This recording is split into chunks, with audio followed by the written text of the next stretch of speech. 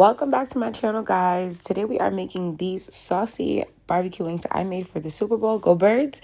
We are going right in here to our cleaned and dried wings with some garlic powder, some salt, paprika for a little smoke as well as the color. We're going in with some onion powder as well as cayenne pepper. If you do not like spice, leave it out. If you do like spice, add more. Black pepper, and then that's going to round up our spices. Now we want these rings to be really crispy even though they're going to be saucy. So here I'm adding some baking powder as well as some cornstarch. Leave the flour behind. We are not going to be making a fully coated wing here because we just want our sauce to be able to cling as well as our wings to be crispy. Now I'm going to go ahead and mix this all the way up. After I've gotten this fully mixed up, I'm going to leave these aside to go ahead and sit and marinate for a while. You also can go ahead and begin your frying.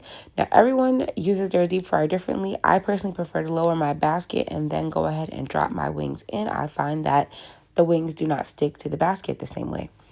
Do whatever works for you. This is what my wings look like after my first fry on 400 for a few minutes. Now, I'm not going to go ahead and take these all the way because I'm going to double fry. While I'm frying my wings, here's my sauce on the side. Now, I have my two types of barbecue sauce. I use the regular as well as sweet and spicy Baby Ray's.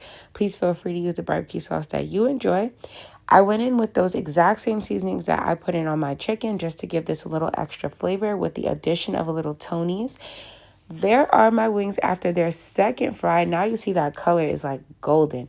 After all your wings are completely fried, I'm going to add those directly here into my barbecue sauce. The sauce is going to stick so well. Your wings are going to be so crispy.